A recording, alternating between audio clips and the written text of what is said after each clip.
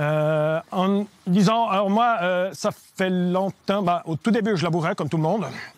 Après, je suis passé au pseudo-labour, pas très, donc Chisel, qui est le vieux machin qui est là, qui est pas spécialement, je le savais pas au départ, mais c'est un appareil que, ouais, c'est pas le top, parce qu'en fin de compte, ça sépare les différents types de sols, donc les particules fines descendent.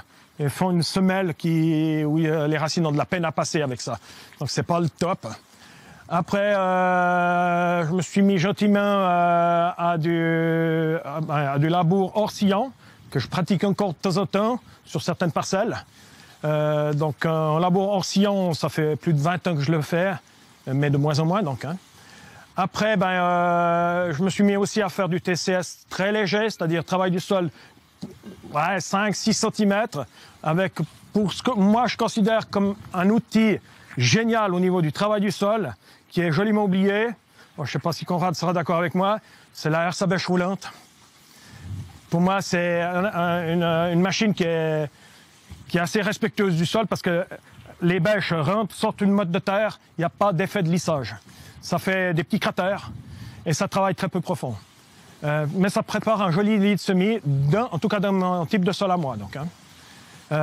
Tout en laissant le paillage en surface, quoi. Et puis, depuis maintenant 3 ans, j'essaye de faire du couvert semi-permanent, je ne sais pas comment on va l'appeler, couvert vivant, quoi, que j'essaie de maintenir vivant. Cette année, c'est loupé. L'année passée, j'avais 12 hectares de trèfle après moisson. En tant que sous-couvert. Cette année, il n'y a plus que 3 hectares où il y a encore un petit quelque chose. J'ai perdu mes trèfles cette année. Bon, voilà, quoi. Comme j'ai dit avant, j'apprends, et puis il y a eu l'effet de la météo, puis j'en sais encore pas assez pour bien gérer. Mais la technique me plaît, puis je vais la pérenniser. Voilà. Alors après, dans les cultures, dans les sarclés, j'ai pois, févrole, colza, betterave.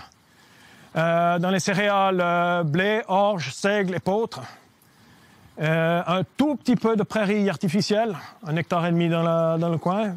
Et puis voilà, quoi. Puis après, 6,5 hectares de compensation écologique, dont le plus gros biotope du réseau écologique, qui est juste là en dessous. Voilà, quoi. Donc maintenant, je pense qu'on va se déplacer un peu sur les parcelles pour voir un peu ce qui se passe sur les parcelles, quoi. Raconte-nous l'histoire de tes tas, là, parce que ça peut être assez surprenant. les tas de compost, là. Oui, ce que tu appelles du compost. Ouais, c'est du broyat, quoi, donc. Voilà, hein, ouais. Parce qu'il est, c'est-à-dire que celui qui me l'amène, il est tenu, lui, de le garder 3 à 4 semaines pour faire une première fermentation. Puis comme il n'a pas assez de place, il me l'amène. Puis moi, ça ne me gêne pas qu'il ne soit pas tamisé. Parce que pour moi, tous ces bouts de bois, de branches et tout, là, c'est rien du tout, parce que c'est du broyat du printemps, donc c'est des petites branches. Mais quand je reçois fin de l'hiver, début, là, c'est carrément des bouts de bois. Ça ne me gêne pas. Il y a des bouts de bois qui font un diamètre de 4-5 cm. Au bout de 2 ans dans le champ, on ne les voit plus. C'est fondu, donc. Hein. Ça me gênait quand il parlait de ça, du rapport Cessuren, quand on faisait ces visites d'engrais verts, qu'il faut broyer ou détruire à une certaine époque pour un rapport Cessuren, pour avoir l'azote au printemps, pour la culture au bon moment. Il y a tellement de cycles qu'on a plus facilement la chance de gagner à la loterie. Pour moi, c'est du carbone qu'il faut amener au champ. Je rejoins carrément. Alors ça, je suis tout à fait d'accord. C'est le carbone. Le carbone, c'est l'énergie qui nourrit la vie du sol. La vie du sol, après elle, ira chercher dans l'air et dans la roche-mère ce qu'il y a besoin pour nourrir les plantes. Mais pour moi, c'est du carbone. Alors, du broyage comme ça, que quand je l'épeins, je ne l'enterre absolument pas. Il reste en surface, un petit coup de herse bêche, puis après, je sème dedans. On ne le retrouve plus, très rapidement. Quand je mets sur les parcelles, en général, 30 mètres cubes hectare. Ça ne fait pas grand-chose. Hein. Quand on met 30 mètres cubes, on le voit à peine. Donc, hein. Non, la densité, c'est comme du fumier de volaille, c'est 0,3. Ouais, 30 mètres cubes, c'est 10 tonnes, c'est rien. Ouais. Et, non, c'est peu. On avait calculé qu'avec ces déchets verts, là, j'en ai fait pas mal en Bretagne, globalement, on rend une ferme autonome au bout de 3-4 ans avec des doses à 30 tonnes. Donc 3 fois ce que tu mets. Voilà. Et puis après, c'est 0. Ouais. Et il faut un tout petit peu d'azote pour finir du blé, par exemple. Et au niveau de tes analyses de sol, tu as pu augmenter ta matière organique avec ça ou... Alors moi, sans bétail, à part quelques cochons, mais ça fait très peu de fumier, donc, parce qu'ils sont tous sur paille. Ouais. Au début, justement, quand j'ai fait mon école d'agriculture, on a fait les premières analyses de sol. J'avais des teneurs en matière organique de 1,8, 1,9. avec des taux d'argile entre 15 et 20%. Donc, c'est quand même pas bon. Et puis maintenant, je tourne entre 2,5 et 3,4 de matière organique. Avec les taux d'argile que j'ai, c'est plutôt bon. En limon silteux, où on n'arrivera de toute façon pas à avoir des taux de matière organique énormes, puisque c'est des sols légers qui minéralisent assez rapidement, quoi. Ça veut dire que moi, à peu près la moitié de ma paille de céréales va pour les cochons, donc revient sur le domaine. Et puis j'en ai une petite partie qui est vendue. Autrement, tous les autres déchets, c'est-à-dire colza, pois, févrole, betterave, tout ça reste au sol. J'ai quand même un peu d'exportation de matière organique, mais en comparaison peu, puis restitué partie par ça, quoi. Si on faisait des bilans humiques, avec ça, vous avez la moitié de ce tas-là qui finit dans l'humus. Donc c'est très très très intéressant dans la conduite globale de l'humification de la ferme. Et quand tu le laisses en surface, ça marche très très bien. Et il vaut mieux des broyeurs à marteau que des broyeurs à couteau. Les broyeurs à couteau, on les a quasiment tous enlevés déjà. Parce que quand ils coupent, ils chauffent la tranche de bois et les champignons vont avoir du mal à attaquer ce système-là. Alors que quand vous écrasez, vous fendez le bois sur la longueur et là, les champignons, ils pénètrent très très vite et ils vous dépolymérisent la lignine à très grande vitesse. C'est-à-dire, globalement, on a eu un gros avantage au broyeur à marteau industriel, globalement. Et quand j'ai appris qu'en fin de compte, la plus grosse masse de matière organique vivante du sol, c'est les champignons, c'est les mycorhizes, suivi de très près par les bactéries, et puis que les mycorhizes se nourrissent essentiellement de lignine, il faut les nourrir. Puis c'est les pailles, c'est ça, c'est vraiment ce qui est riche en lignine, donc carbonaté en fin de compte. Les engrais verts, pour moi, un engrais vert à l'automne, qui est encore en pleine végétation, puis qu'il faudrait le broyer. Non, il continue à pousser, il continue à faire son travail, il continue à protéger son sol. Moi, je les roule même pas à l'hiver. Je les laisse.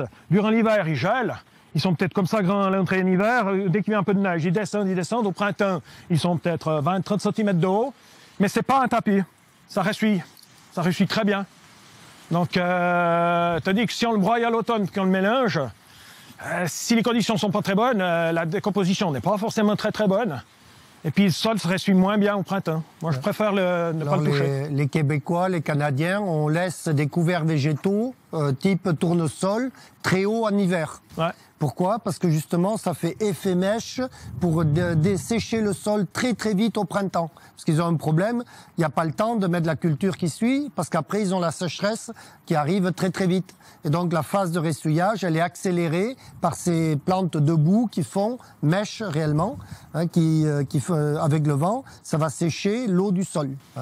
Donc ça, c'est important. Donc, on commence à comprendre qu'il faut des plantes hautes. Donc, alors par hasard, le tournesol est un très très bon candidat à faire ça, quand on arrive à les semer assez tôt, par exemple. Et partout où on couche et on n'a rien, ça se ressuie très très mal, surtout dans nos techniques-là, où il faut, on veut tout de suite semer, mais c'est jamais sec. Et en fait, la végétation debout, avec des trognons qui dépassent de la neige, ça fait fondre plus vite la neige et ça sèche plus vite. En tout cas, c'est net. Moi, je suis adepte de ça. J'ai jamais voulu broyer l'automne. Non. Et puis, surtout que moi, le problème, c'est l'humidité. Moi, j'aime bien les années sèches. Donc, le printemps ici, ça ressuie mal parce qu'il y a de l'eau. Mais toi, tu as des limons, ça garde beaucoup d'eau. Ça garde beaucoup d'eau. Donc, je suis souvent le dernier à semer parce que j'attends que ça ressuie. Surtout en strip-till ou en semi-direct, il faut vraiment entendre. Un labour, on perd à peu près 30 litres au mètre carré de flotte avec un labour.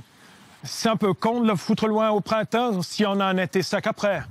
Donc, vaut mieux les garder puis faire un travail de sol réduit. Bon, c'est vrai que cette année, j'aurais pu me passer de ces 30 litres. D'après les mesures qui ont été faites au village, entre mai, juin et juillet, on a eu 700 litres d'eau. Quand la pluviométrie totale de Voirin, c'est 1100 litres par année. Donc, en 3 mois, on a eu 2 tiers, c'est bon, on a vraiment eu trop, quoi. C'est vrai que les sols, cette année, je vois, c'est dur. C'est dur, l'effet de l'eau, c'est impressionnant. Ça va pas être simple de faire du travail minimum du sol cette année.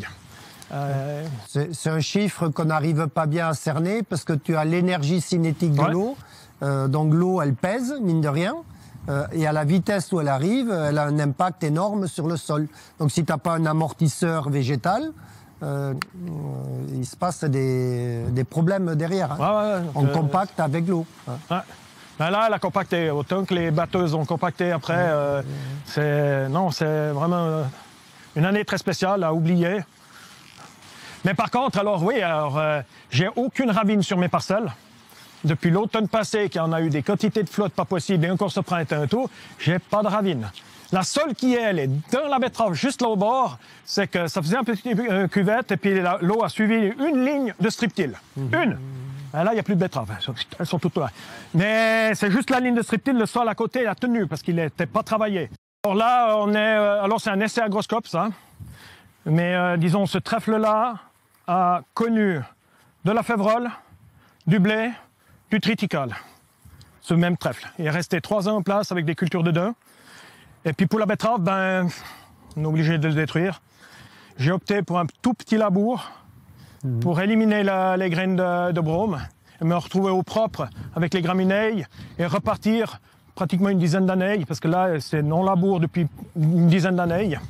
Après, de repartir de nouveau pendant 10 ans sans labour, je me suis dit, parce que le trèfle, il aurait fallu taper avec des bonnes doses d'herbicides, et puis j'aurais pas réglé ce problème de graines de brome. Et puis la betterave ici, c'est de la BTS 2245, un extenso IP suisse, 60 unités d'azote. Il va falloir être très pragmatique dans l'esprit paysan pour passer d'une technique à l'autre sans trop abîmer et récupérer très vite. Donc le petit labour agronomique, c'est la moins pire des solutions. C'est parce qu'on voit bien que ce qui a dégradé les sols, c'est le gros labour à 30 avec sa herse rotative. Donc petit labour agronomique, herse plate, semis, terminé. La préparation du lit de semis, c'est une herse à disque avec disque gaufré et crossbar, donc pas de prise de force. C'est ça. Une seule passée à 8 km/h, c'était prêt à semer. Donc, hein. C'est ça. Donc on voit là, il y a la pluie, l'effet de la pluie, mais si on regarde dans la parcelle, il y a pas mal de turicules de vers de terre, donc j'en ai peu dégommé, ils sont toujours bien là. Et puis cette bande de trèfle qui est restée là au milieu, en fin de compte c'est un essai agroscope. C'était la théorie, c'est d'avoir une bande qui vienne avec des fleurs. Alors eux, ils n'avaient pas pensé au trèfle, ils avaient pensé à une bande pollinisateur ou bien à de la févrole semée carrément dans toute la parcelle de betterave pour attirer les cirfes et les chrysopes pour attaquer les pucerons avant qu'ils transmettent la jaunisse. Puis comme moi j'avais ce trèfle qui était installé, je leur ai proposé, je leur ai dit, mais écoutez, la bande de pollinisateurs, elle va pas semer au printemps, elle va pas fleurir avant qu'il y ait les pucerons. Donc les trèfles sont déjà installés, ils ont le potentiel de fleurir un peu avant. On l'a laissé. Et alors, j'ai pas encore les résultats, ils sont en train de dépouiller, mais j'ai pas encore les résultats. Mais à première vue, ça a quand même l'air de marcher parce qu'il n'y a pas vraiment de jaunisse dans la parcelle. Et puis, quand c'était bien en fleurs, là, il y avait du monde. Donc, hein. Alors, là aussi, en fin de compte, c'est toujours d'utiliser, en fin de compte, ce que la nature nous donne comme possibilité de levier agronomique avant de s'attaquer, d'utiliser les chimiques. On peut très bien déborder, puis qu'il faudra quand même utiliser un chimique à un moment donné, mais si on peut utiliser des leviers agronomiques autres au départ, ça serait intéressant, quoi. Donc, ton semis de betterave, c'est quelle période? J'ai plus en tête la date exacte, ça doit être autour du 10 avril, quelque chose d'un genre. Parce qu'on a vu les pucerons virulifères, ils attaquent quasi tout de suite, hein. T'as 2 petites feuilles, bing, et c'est déjà dessus. Ouais, c'est très rapide. Donc ça veut dire que de mettre un perturbateur là-dedans, ça marchera jamais. C'est trop tard. Il faut tout de suite, faut y être tout de suite dessus, quoi. Hein. Alors maintenant, est-ce que dans le cadre de ces essais, parce qu'ils veulent le faire sur plusieurs années, la bonne pollinisateur, ils la sèment l'automne. Ah oui, d'accord. Pour que ça soit en fleurs dès le printemps ou plus vite, quand la betterave commence à lever, quoi. Ouais. Donc là, ça va marcher parce que ta févrole, elle est tout de suite en fleurs et ça entraîne vachement de biodiversité. La févrole, ils attendent même pas la fleur parce que, d'après ce qu'il m'a dit, les exudats au niveau de la base des feuilles attirent déjà les cirfes et les chrysopes avant même les fleurs. Donc, il suffirait que la plante de févrole soit déjà installée, soit là, présente, pour qu'il y ait un effet. Ouais. Mais voilà, quoi. Donc, pour le moment, c'est que des essais. Ils sont en train de faire le dépouillement. Mais je dirais que soit on n'a pas eu beaucoup de virose cette année, soit ça a quand même été efficace, mais on avait moins que l'année passée, ça c'est sûr. Alors. Donc ça veut dire qu'à l'avenir, tu auras 50 cm régulièrement dans le champ d'une bande à insectes. Si tu en as une tous les 20 ou 30 mètres, c'est pas très grave. Voilà, ouais. Donc, ça ne représente pas plus de surface que ça. Ouais. Et alors du coup, après tes betteraves, comment tu fais? Parce que c'est ça qui nous intéresse alors, aussi. la betterave, elle sera suivie par de l'épeautre. D'accord. Sans pesticides, donc ça veut dire sans herbicides et sans traitement de semences non plus, sans rien. Donc désherbage mécanique. La petite bande là, je vais la labourer parce que le brome qui est poussé là-dessus, il faut que je le foute au fond, quoi. Hein? Donc, mais juste la petite bande, quoi, en fin de compte.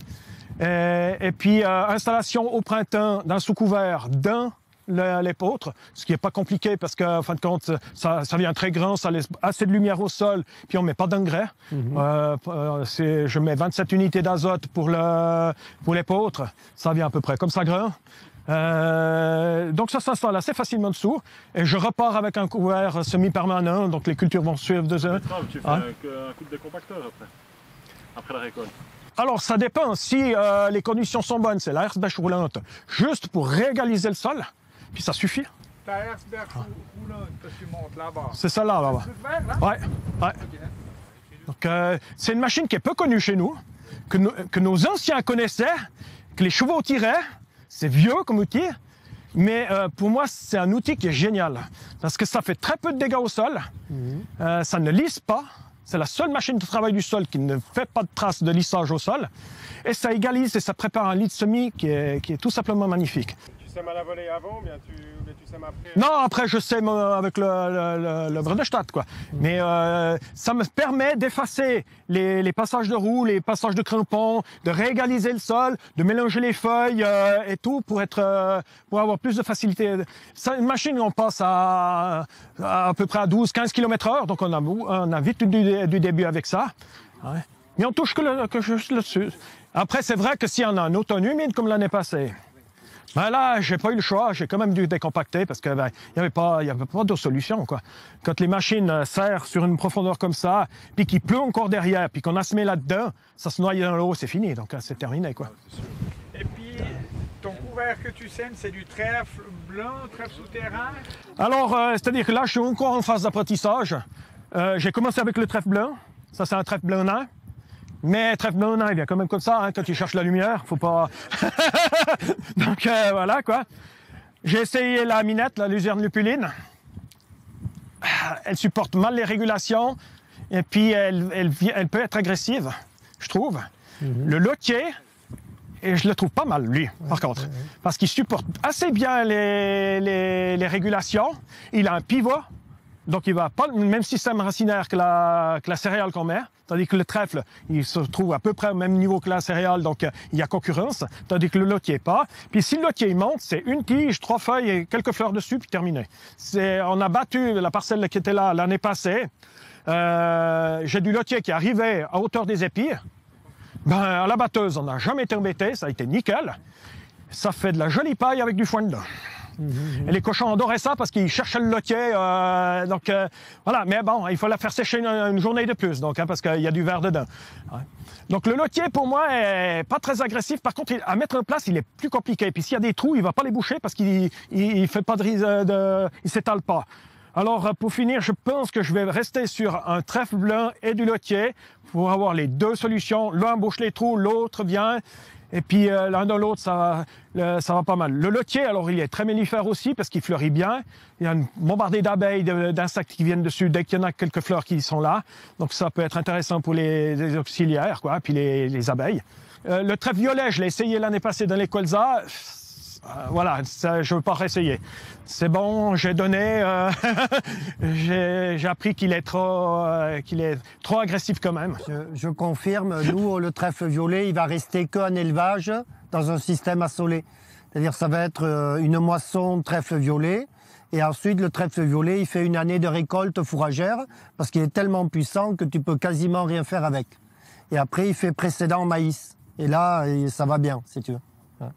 Donc trèfle violet, c'est un truc d'éleveur et pour les céréaliers, je pense que c'est perdu. Le lotier, par contre, je confirme, c'est sans doute la belle plante compagne parce que cette année, dans tous tes déboires, tu aurais eu du lotier, tu l'aurais encore là. Donc on a vu ça, c'est assez surprenant. C'est une année qui a mis du lotier partout, alors que dans les mélanges, on le voit pas plus que ça. Et tous les agriculteurs qui l'ont, cet été, il y a du lotier, du lotier, du lotier, du lotier partout. Dans les vignobles, pareil, il a fait merveille cette année, alors que les autres années, il est un petit peu plus cool, quoi. Ah. Et donc, Le lotier est très persistant. Une fois qu'il est installé, il tient. Oui. Et puis, il ne concurrence pas trop la culture. C'est une superbe plante, je trouve. Donc, et le seul problème, c'est qu'il ne bouge pas les trous. C'est un peu ça. Donc, il reste dans ses touffes. C'est pour ça que je dirais un petit peu de trèfle blanc pour colmater les trous s'ils s'en forment. Ça va bien aussi, quoi.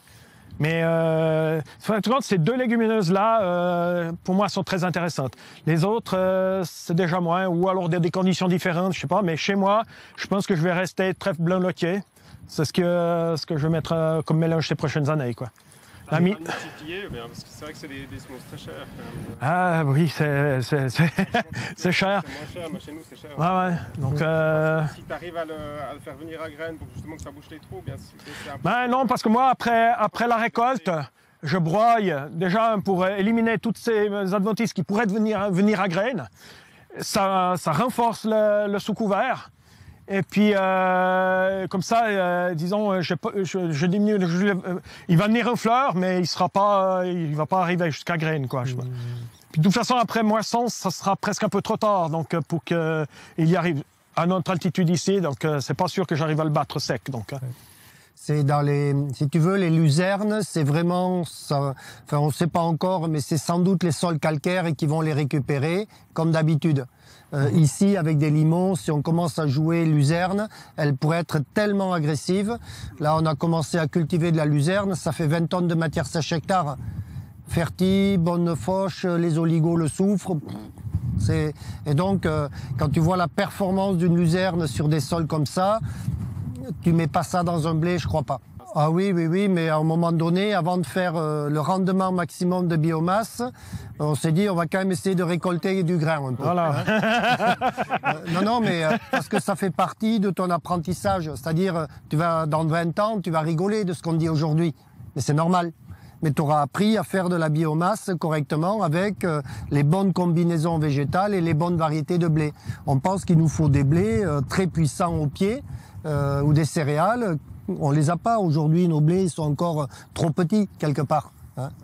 Et donc ce genre de raisonnement va mettre du temps à arriver, d'autant plus que tu n'as pas les spécialistes de la semence, les grandes multinationales au boulot. Syngenta n'est pas là, Mons Bayer n'est pas là, mais il n'y a personne quand tu regardes bien. Hein. Et donc ce débat-là, il doit arriver. Alors ils vont s'en rendre compte, hein, mais dans 5-6 ans, tu les auras, les variétés, pas avant. Ça, c'est vrai. Moi, c'est un peu ce qui manque, en fin de compte. Ouais. C'est dans la sélection des plantes cultivées qui sont adaptées à être en mélange avec des sous-couverts, et les sous-couverts adaptés, parce qu'actuellement, les sous-couverts qu'on met, ils sont issus de la sélection fourragère. On leur demande de faire de la feuille, quoi. Tandis que moi, en sous-couvert, j'ai envie qu'ils fassent de la matière sèche, mais en bas, des racines, et puis qui couvrent le sol. Et puis on les a pas, ces variétés-là. Actuellement, elles ne sont pas sélectionnées pour ça, elles sont sélectionnées pour autre chose. Les jours, on les aura, mais ça prend du temps, ça va 10-15 ans pour arriver à avoir ces variétés. Je pense que ça ira plus vite. Hein. J'espère. J'ai été très surpris avec Syngenta, je les ai comme membres à l'IAD. Et donc, il y a 5-6 ans, on discutait de céréales à faire 2 récoltes par an. Tu vois, la même céréale. Ouais. Donc, ils nous l'ont fait. Elle est arrivée il y a 3 ans. C'est l'orge hybride. Donc, on fait une première récolte d'ensilage et une deuxième, c'est la moisson. Et j'ai à peu près de rendement de moisson normal, en ayant pris 3 tonnes, 4 tonnes de matière sèche en fourrage au premier voyage, à peu près vers la mi-avril. Et donc, ça faisait partie de la commande. On veut des plantes qui soient capables de faire ça. Et donc, l'orge hybride a un très gros coefficient de talage. Ça étouffe tout. Tu as besoin de 0 désherbant. La faucheuse nettoie. Et ensuite, tu dois faire le talage secondaire parce que tu as pris les premiers épis quand même. Ouais. Et donc ça se fait avec une dose de bore des betteraves. 300 grammes de bore hectare, bing, ça fait étalage secondaire et tout à 70-80 quintaux au bout. Ouais. Terminé. Ils n'ont pas mis d'azote. Ah ben on met un petit peu d'azote quand même. Non, non, non. Ben oui. Aujourd'hui, dans ces systèmes-là, dans ces systèmes-là, on met encore de l'azote. Mais tu te rends compte que tu peux enlever tous les phytos. Tac, ça y est. Et donc tu dis, le raisonnement pour le bio, il est simple. L'agriculture biologique sera résolue quand on aura trouvé de l'urée pour eux. Il te faut 150 kg d'urée hectare, des unités, hein, pour réussir une super agriculture. Et là, on a un blocage qui est idéologique, parce que ça a été enlevé sur l'idéologie. Et donc, on travaille l'azote. On sait que quand tu vas restituer ta paille et ton trèfle de couverture, ben, tous les ans, ça fait 150 unités d'azote qui vont se mettre dans la biodégradation. Ce qui fait que toi, en bio, tu vas en bénéficier 4 ans plus tard, hein, dans le turnover de la matière organique. Mais les 3 premiers, et donc c'est chez les éleveurs qu'on a trouvé la parade, on met énormément de matière organique à l'automne dans ces champs-là. C'est-à-dire tout le fumier lisier, etc., il va à l'automne sur la plante compagne avec des céréales dedans pour fertiliser. Et une fois que la machine est lancée, je l'ai fait là, je suis un des adhérents bio de la vachereuse, eh bien elle produit normalement avec une fumure normale. Mais la première fois, le maïs, pour faire les 90 quintaux de maïs sec, eh bien on a mis 60 tonnes de fumier hectare pour démarrer la machine. Alors là, les gars, ils te prennent tous pour un fou, et aujourd'hui, on est à 15 tonnes, et ça marche pareil. Mais tu dois démarrer ce système biologique en mettant de la nourriture, de la fertilisation et ton super produit à bloc. Et donc, on se dit, mais on n'en aura jamais assez pour faire tous les champs. Donc, on a commencé à se dire, eh un lot de parcelles après l'autre. Et en fait, ça marche super bien. Parce qu'après, tu n'as plus qu'à entretenir la machine que tu as mis en route. Donc si tu sais nourrir avec les racines, les résidus et la paille, ben le reste ça suit, mais à condition de lui faire passer une marche. Et ça, c'est assez surprenant. Donc mais en fait, c'est hors norme. Le problème qu'on a, c'est ta réglementation qui t'empêche de faire le truc au-dessus. On a exactement les mêmes problèmes chez nous. Donc, hein. C'est pour ça que vous devez travailler en réseau avec vos chercheurs, etc. Et qu'on doit tolérer une expérience improbable pour essayer de comprendre. Et si c'est bien fait, on fait le pari qu'il n'y a pas de lessivage, mais un jour on va pouvoir le mesurer. Il suffit de mettre quelques bougies poreuses et tu seras tout de suite au courant de ce qui se passe. De toute façon, si c'est un azote qui est organique par la vie du sol, parce que c'est la vie du sol en elle-même, il n'est pas lessivable. Non, non, non. Donc, il n'y a pas de problème de ce côté-là. Mais ils en sont venus chez nous, ils en parlent pour la prochaine politique, qu'on aura des primes si on est en dessous de la dose normale d'azote. Donc, et puis moi, ce que j'avais vu aussi une fois, j'avais lu qu'un sol, qu'on soi-disant une jachère pour reposer un sol, c'est une aberration complète. Il meurt, il ne se repose pas. Donc une jachère, ça ne dit rien dessus. Hein, pas une, donc un sol, pour qu'il soit vivant, il faut qu'il produise quelque chose, il faut qu'il y ait de la biomasse dessus. Hein. Et puis il sera protégé des intempéries, de l'érosion, des pollutions, puisqu'un sol, plus il est vivant, plus il y a de biologie dans un sol, plus il dégrade de matière active qu'on pourrait éventuellement mettre. Donc, tandis que de toujours vouloir diminuer, on va finir par tuer nos sols. C'est débile, cette politique qu'on a actuellement. Donc, hein. Mais bon, voilà quoi.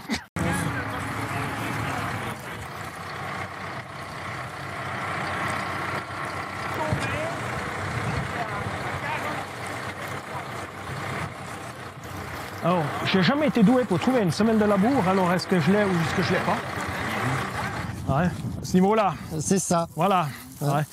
Alors, celle-là, je dirais que, oui, elle est quand même, comme toute semelle, elle est en méthode, mais elle est pas trop profonde, donc elle est facilement réversible. En fait, c'est pas une vraie semelle, voilà. Mais on voit bien que c'est la zone là. Où... Et en fait, voilà. Quand vous regardez de loin, vous avez 2 zones là vraiment déterminées. En fait, c'est la zone que tu touches de temps en temps avec ton déchômage quand voilà. Tu en fais un, ouais. Ou ton labour agronomique qui va pas beaucoup plus profond que ça non plus. Hein. Et donc cette zone-là, on la voit bien et quand elle sort, tu vois, tu l'as prise, tac, elle est là. Donc tu as une semelle qui est très très peu marquée et qui est finalement, on a un joli sol de qualité, donc on a un premier horizon. Alors on pourrait mettre 0, donc vous avez vu ça là en surface. Hein. Donc je vous ai mis la diapositive, 10 unités d'azote, mais 1000 de calcium. Hein. Donc ça veut dire quoi? Ça veut dire que si je sème un trèfle blanc à la volée maintenant là, et que je viens rouler par-dessus, eh bien en fait vous avez mis votre semence dans un engrais starter, tout simplement. Et donc ça marche tout seul, quand vous le semez à la volée et qu'il pleut, vous n'avez même pas besoin de rouler, tac, il va germer dans un engrais starter. Et donc le semis à la volée, il marche d'autant mieux que vous avez cette espèce d'irrégularité sur la surface avec finalement l'engrais starter qui est directement accessible à la plante qui va germer. Et donc ça, on le voit de plus en plus, c'est-à-dire les semis à la volée marchent de mieux en mieux quand cette structure biologique arrive à la surface. Donc très riche en nutriments, très efficace. Donc on sème sous la pluie avec un quad, nos plantes compagnes au printemps. Ben là, à Brest, c'est comme ça qu'on fait. Puis vous savez bien, à Brest, là-bas, il pleut tout le temps, de toute façon. Hein. Donc, mais non, mais on tire avantage de certains inconvénients. Hein. Voilà. Et après, donc premier niveau. Après, vous avez un deuxième niveau de sol qui est à peu près comme ça. Là, on ne sait pas trop par là. Et après, vous avez l'autre couleur qui est le sous-sol. Et en fait, vous avez un joli limon. C'est sans doute ce qu'on pourrait faire de mieux en type de terre, parce que là, ça, c'est la racine. Regardez, elle est là. Il y a une radicelle. En fait, vous pouvez descendre des racines très loin dans le matériau. Elles sont là. Hein, voilà. Et donc, dans ces types de sols, jamais une plante n'a un problème de sécheresse si vous l'avez bien installée. C'est-à-dire, si elle peut passer le lit de semence, c'est le premier niveau, et à un moment donné, elle va au fond et allez, la réserve utile d'une plante, nous on dit que c'est la couche de terre arable qu'on labourait traditionnellement. Il faut oublier ça tout de suite. La réserve utile, c'est tant que la racine s'en va, dans le fond, eh bien, elle est vraiment utile sur le système racinaire. Alors l'urée, qu'est-ce que ça a d'intéressant? C'est-à-dire l'urée que vous allez mettre en surface, comme c'est soluble dans l'eau, dès qu'il pleut, eh bien, c'est iso, l'eau et l'urée, ça a la même concentration tout de suite dans toute votre parcelle. Et donc ça va percoler le long des systèmes racinaires et dans une motte de terre, globalement, quand vous la prenez, vous avez, regardez vos vers de terre hein, qui vont se mettre au boulot quand même. Hein, il y en avait deux, l'un sur l'autre. Et une motte de terre. Donc c'est ça qui est bien avec ce type de profil. Et une motte de terre, vous avez les racines qui sont dedans, etc. Là, vous les voyez, vous les défaites à la main. Et donc votre urée va suivre la percolation rapide des galeries de vers de terre, mais c'est bouché à un moment donné. D'accord? Donc, tu as de l'urée qui descend très vite et qui va aussi suivre la totalité du système racinaire et venir se bloquer en fin fond dans le système de la radicelle. Donc, vous mettez de l'eau en stock avec de l'urée. Voilà. Mais il faut qu'il y ait de la biologie partout pour que ça ne parte pas je ne sais pas où. Et donc, du coup, vous avez chargé votre profil en urée et la plante qui a des racines fasciculées, elle a beaucoup de racines au-dessus. Et un petit peu moins, et un petit peu moins, et elle en a encore là. Ce qui fait que quand elle va avoir besoin d'azote pour pousser, elle va prendre d'abord là où c'est facile, elle sèche, elle prend l'eau, mais elle prend l'eau et l'azote. Et puis elle continue, eau, azote, tout le temps. Et elle continue, eau, azote, tout le temps. Tu as un stress hydrique, eau, azote. Donc tu n'as pas besoin de fractionner l'azote, c'est mis une fois pour toutes, et la plante, elle tire au rythme de ce qu'elle a besoin. Donc toujours au bon rythme. Quand vous êtes avec l'ammonitrate que vous fractionnez, tac, tac, tac, tac, tac, vous faites toujours un stress avec des nitrates. Donc du coup, la plante, elle est cool, elle va à son rythme et elle fait comme il faut. Donc globalement, elle aura peu de maladies et elle aura peu de stress. Donc ça, c'est intéressant. Donc on a commencé à regarder, on met l'urée le premier jour où on a droit d'épandre de l'azote. Et ensuite, on s'est posé la question chez les bio, mais comment on fabrique de l'urée en agriculture biologique? Mais là, c'est pas très compliqué. Ça se fait à l'automne. Quand cette paille-là va être dégradée, en fait, elle noircit. Et donc, quand elle noircit, ce sont les fusariums et les azotobactères qui vont manger la paille. Et quand, comme ils sont dans l'air, ils vont récupérer l'azote de l'air. Donc, ça va s'enrichir en azote. Et ensuite, les vers de terre, ils vont venir manger cette espèce de bouillie de paille noircie. J'appelle ça un pot-au-feu parce que le ver de terre, il va manger des champignons, de la fusariose et les autres, des bactéries, des azotobactères, des protozoaires et les autres, donc de la viande, champignons, viande, et de la fibre végétale en décomposition, des légumes, du poireau, des fibres. Régime équilibré. Et donc, le ver de terre, c'est un mangeur de pot-au-feu, réellement. Et lui, qu'est-ce qu'il va faire? Il va diffuser avec son urine, partout où il habite, il va mettre de l'azote, de l'urée, urine, urée. Et donc, pour un système bio, il faut commencer à faire digérer énormément de matière à l'automne. Ce qui fait que la première année, quand vous démarrez un système blé, trèfle ou autre chose, vous n'avez pas la possibilité d'avoir votre cycle de biodégradation en route. Donc, le système qu'on met en place, c'est quand je vais faire ça chez un céréalier bio, il est interdit de sortir du champ tout sauf le grain. Tout le reste, ça nourrit cette espèce de de système biologique, toutes les vers de terre et tous les autres, pour recycler de l'azote qui va arriver sous forme bactéries, urée. Et là, ensuite, le blé qui va pousser là-dedans et la plante compagne, elles peuvent se nourrir énormément. Et on a commencé à voir ça dans les bilans humiques. Quand on fait un prévisionnel, on a un projet à 70 quintaux, 0 intrant. Mais il va falloir que tout revienne en alimentation pour la biologie du système. Donc ça, c'est compliqué parce que je manque de sous, allez, je vais vendre la paille aux voisins, etc., etc. Et on va gérer de l'économie de la ferme avant de gérer le projet agronomique. Et on est toujours un petit peu à la course entre les deux approches chez les paysans. Donc, on se dit, on va peut-être déterminer des champs, une expérience pour en avoir le cœur net, tout simplement. Et à un moment donné, on se rend compte que l'azote, on pourrait en avoir quasi assez jusqu'à 70 quintaux de blé. Là-dedans, c'est sûr, on va y arriver. Donc, c'est quand même assez intéressant. Le reste, s'il faut passer à 100, ce sera un petit peu plus compliqué. Mais là, peut-être qu'avec, il te reste combien? 3 tonnes à faire? Avec 80 kilos d'azote, tu vas le faire, à l'aise. Moi, c'est un peu le but recherché, déjà avec les sous-couverts permanents puis le travail réduit. C'est moi, dans mes blés, théoriquement, on a droit à 140 unités plus 10%.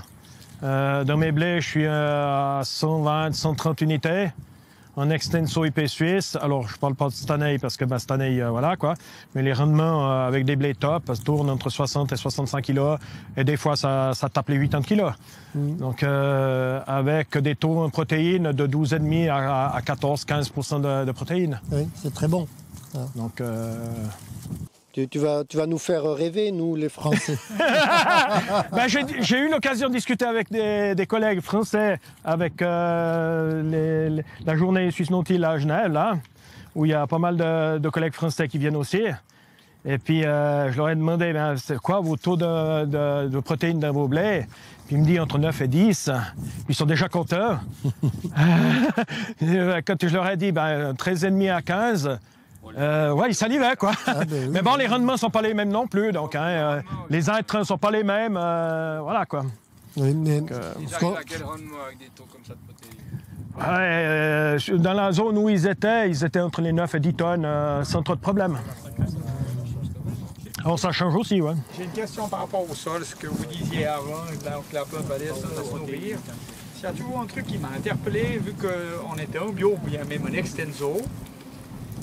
Mes blés, ils étaient moins vite mûrs que mon frère qui faisait tous les traitements avec les engrais. Et alors, corrigé, donc moi je me suis arrivé à la déduction, je me suis dit, mais finalement, lui il nourrissait les plantes artificiellement quelque part, puis dès qu'elles n'ont plus à bouffer, d'un coup, paf, elles sèchent d'un coup, comme ça. Tandis que nous, vu qu'elles n'ont pas trop, on doit les chercher, Et puis, ma théorie est juste ou je suis complètement... Non, ta théorie est complètement juste et en bio, tu vas pas avoir les fameux nitrates qui posent problème.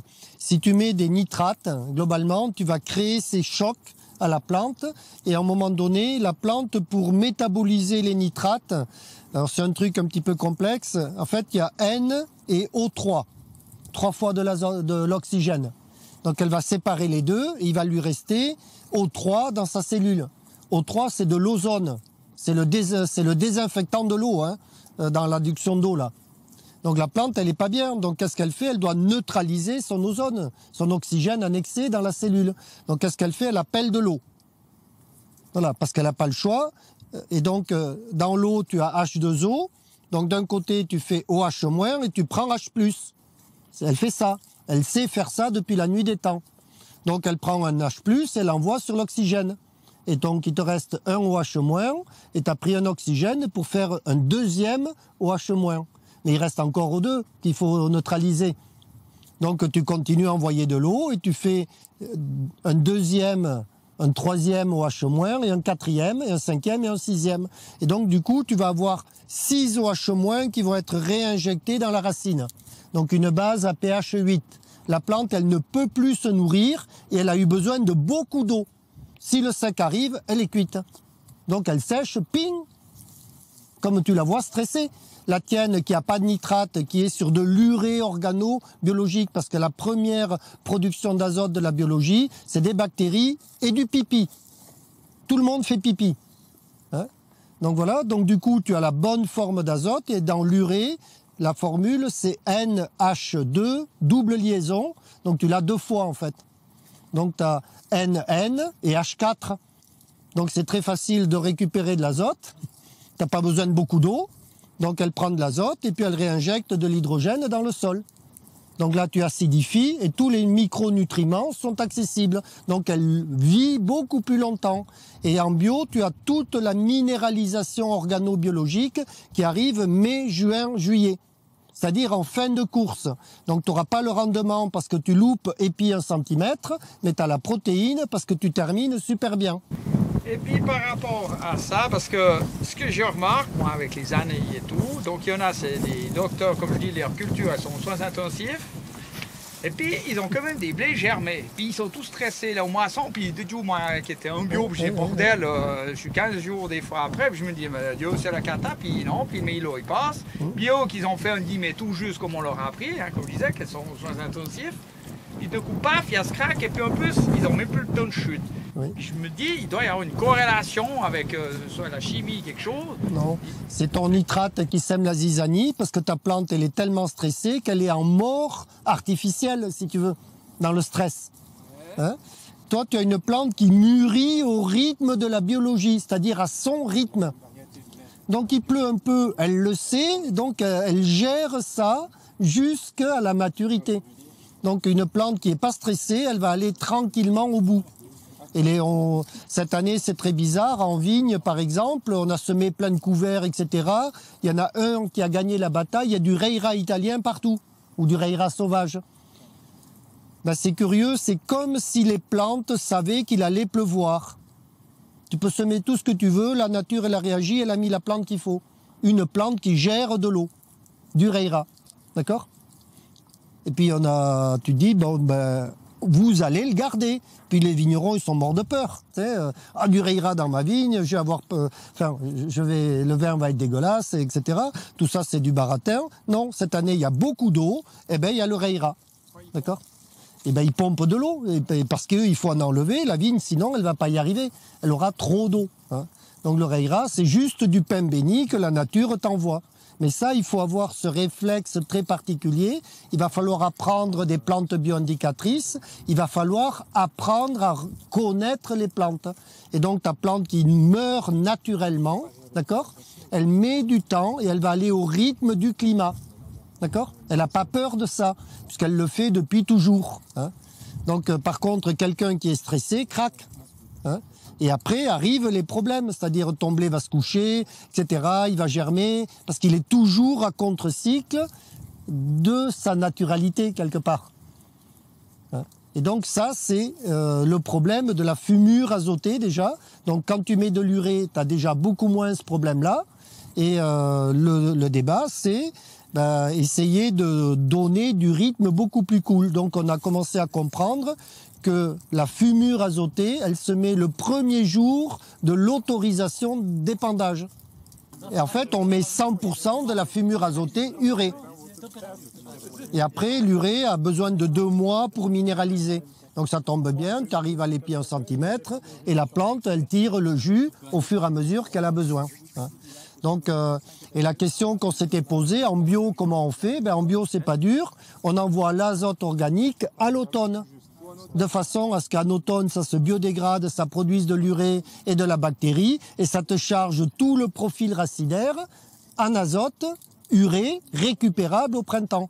Mais il faut charger un organobiologique, enfin en fumier, en lisier, à l'automne, à condition que tu aies un sol couvert par des plantes vivantes et des racines pour stocker la totalité de ce qui va arriver. Biologiquement actif, quoi. Oui. Et on se rend compte que là, le problème d'une culture morte, tu sais, c'est mort, et de repasser au vivant, c'est un truc qui devrait...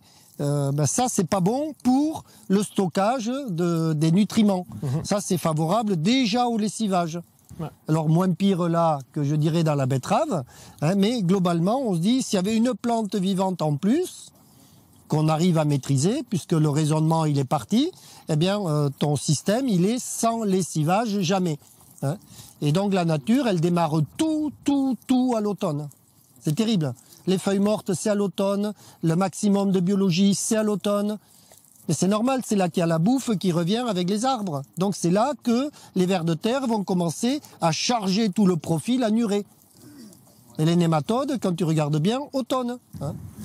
On le voit bien, c'est que les vers de terre sont très actifs sur l'automne et l'hiver, tant qu'il n'y a pas de gel. Oui. Qu'en plein été, quand il fait chaud et sec. Oui. Où là, j'en ai vu 1 ou 2 là qui sont, ils sont en stase, ils sont enroulés parce que le sol est nu. Ben oui. Ouais. J'ai une question par rapport à avant, que vous disiez, le trèfle, on balance du trèfle là-dessus, puis avec la porosité du terrain. Mais comme là, ok, au printemps, on ne discute pas, il pleut. Oui. Mais comme là, tout d'un coup, on ne sait jamais la météo qu'il va y avoir. Là, on est quand même au mois d'août, disons qu'on peut subir des grosses chaleurs. Est-ce que le trèfle, ce serait pas mieux, comme à ce stade-là, je pose la question, monsieur, encore des engrais à semer. Moi, j'aurais quand même enfoui, si je peux, à un petit 1 cm. Même pas. En fait, on se rend compte que les plantes de prairie, les Suisses d'OH Semences, ils nous ont appris ça comme ça. Un trèfle, je le jette par terre, il doit avoir le ventre sur la terre et le dos au soleil. Donc tu as intérêt à les semer dans le bon sens tout le temps. Hein. Ouais, mais alors, une année, il a levé, puis après on a eu un coup de chaud, puis il a crié parce que... Non, mais ça, c'est tous les germes qui sont à plus de 22 degrés, ils vont être grillés. Voilà. C'est pour ça que à ces moments-là, on l'aime pas trop, ce genre de technique. Donc, qu'est-ce que tu fais? Ici, tu égaliserais un petit peu le champ, un petit déchômage, tu jettes à la volée, tu roules. Comme ça, il est enfoui dans les premiers 5 mm. Puis idéalement, il faudrait y remettre notre paille qu'on a entendu là-bas. Voilà. Mais ça, tu pourrais le faire. Je jette à la volée, je roule et je mets la paille par-dessus. Là, ce serait parfait. Là, ton trèfle, il va être protégé. Mais on sait qu'à 22 degrés, le petit trifolier là, du trèfle, mais les 2 premières feuilles de la graminée, etc., tout va être grillé par le soleil. Les ultraviolets, c'est ce qu'il y a de pire pour ces systèmes-là. Le soleil doit tomber sur une feuille, jamais là-dessus. C'est pour ça que dans la nature, c'est toujours mis dans le noir. C'est un vrai... nous, on a un vrai souci avec ça. Donc on triche, on l'enfouit, si tu veux. On triche. Et l'idéal ici, dans ce genre de combinaison, ce serait de semer à la volée au printemps, soit un trèfle annuel, soit vivace, pour qu'il soit là à l'été, automne. Et on se rend compte qu'on va revenir au semis de nos grands-parents, globalement. On appelle ça de l'innovation. Là, j'étais avec Édouard, on parlait de ça, les systèmes sous couvert de trèfle, innovation. Tu parles, hein? Qu'est-ce que j'ai appris dans la bagnole avec Édouard? C'est depuis 1400, on retrouve des traces de ces systèmes-là. Donc, il n'y a aucun problème d'innovation, il n'y a que de la réadaptation permanente aux technologies et au climat d'aujourd'hui. Mon père, il appelait ça investir. Oui. Donc, il semait dans une céréale de printemps la prairie, directement. Oui. Et les prairies étaient installées comme ça à l'époque. Et quand il fauchait, ben, la prairie était là. Ouais. Et alors, si en le fait, blé était versé, ils faisaient des moissons, ils étaient noirs sur la batteuse, parce que, voilà, quoi. Mais bon, c'est comme ça que ça fonctionnait le mieux, quoi. Contrairement à l'agronomie, il y a une rotation, là. Semer des couverts comme ça. oui. Ce serait possible? Alors, on a commencé à s'intéresser à ça. Oui, on a commencé à semer des couverts avant la moisson. Alors, ça marche plus ou moins bien, mais finalement pas très bien parce que nos épandeurs, ils n'arrivent pas à envoyer assez large. En fait, ton blé, il freine énormément, ou ta céréale, elle freine énormément l'épandage que tu fais. Donc, j'ai chez un agriculteur qui a un pulvé à 27 mètres, j'ai des bandes de 6 mètres dans le champ. Tu sais, alors on pleure un peu, là où ça a poussé, c'est magnifique, mais à côté, donc il y a du couvert, rien, donc c'est raté, si tu veux. Mais il faut que le semoir engrais soit 1 mètre plus haut que la culture pour semer à sa largeur normale. Oui. Bon. Alors que tu as un blé qui est comme ça, le semoir engrais, il doit être à 2 mètres les disques pour semer à la distance normale, puis pour autant que les graines soient assez lourdes. Parce que si c'est des graines légères, tu vas encore pas à la distance. Donc c'est presque impossible. Et donc avec les grandes largeurs, on va pas y arriver. Voilà, c'est à peu près sûr. Par contre, on a des DP12 de chez Amazon, je crois qu'ils font 21 mètres les plus longs.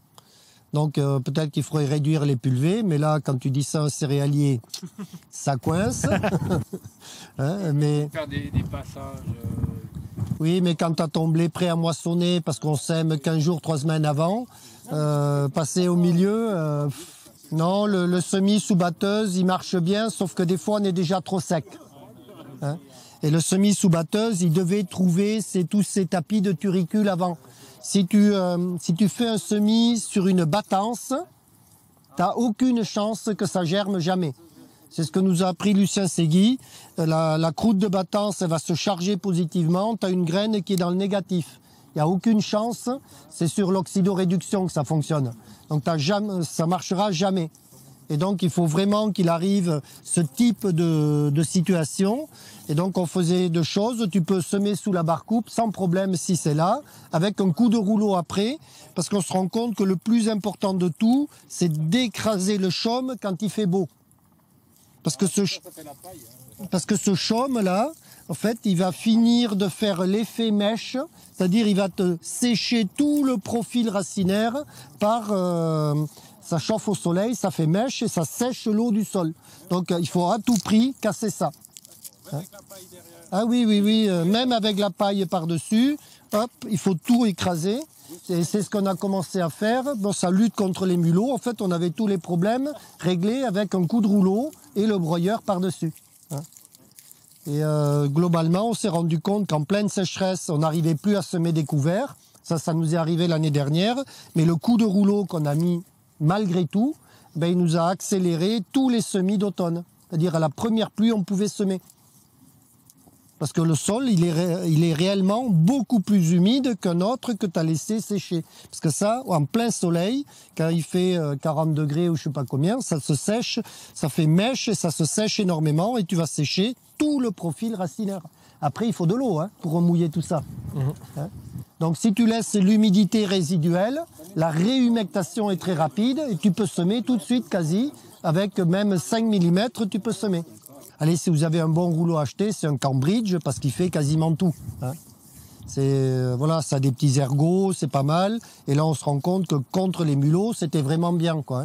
En plus, il a les éléments indépendants, donc il épouse assez bien le sol. Il fait du bruit et de la vibration. Et les mulots ont horreur du stress. Donc souvent, là, les mulots qu'on a vus sur ta photo, tu vois, ils vont avoir des petits passages comme ça. Et ils ont des espèces d'autoroutes à mulots où ils vont en fait chercher la nourriture. Et un mulot, c'est un animal qui fonctionne en couple. Quand ils ont trouvé leur partenaire, hop, ils sont toujours à deux parce que c'est des couples qui sont faits à vie ou à mort, à la vie et à la mort. Et donc, ils sont stables. Pourquoi? Parce que tu dois avoir une confiance indéfectible en ton partenaire qui surveille, parce que tu es l'animal le plus prédaté du champ. Les buses, les machins, les faucons, tout le monde te bouffe. Donc, on se met à deux pour se protéger. Il y en a un qui surveille et un qui travaille. Et donc, c'est des animaux qui stressent très, très facilement. Et donc, ils se font des petits chemins dans la paille ou sous la paille, etc. Et à un moment donné, la herse à paille, elle sème la zizanie là-dedans. Donc, ça veut dire quoi? Ça veut dire que celui qui sort du trou et qui voit qu'il a plus ça au chemin, tu vas casser la route. Hein? Gros stress. Donc, on sait que quand ça stresse, ça ne se reproduit pas. Donc c'est déjà pas mal, tu as gagné la première étape. Et puis, mais non, mais c'est comme ça. Va mettre du stress à un couple qui doit avoir des gamins, il n'y a pas de gamins. De toute façon, c'est comme ça. Hein. Et tu peux faire des fives, tout ce que tu veux, ça ne marchera pas. Pour faire des gamins, c'est par hasard, non stress. Si j'avais un conseil à donner, faites-le. Ça marche à tous les coups. Hein.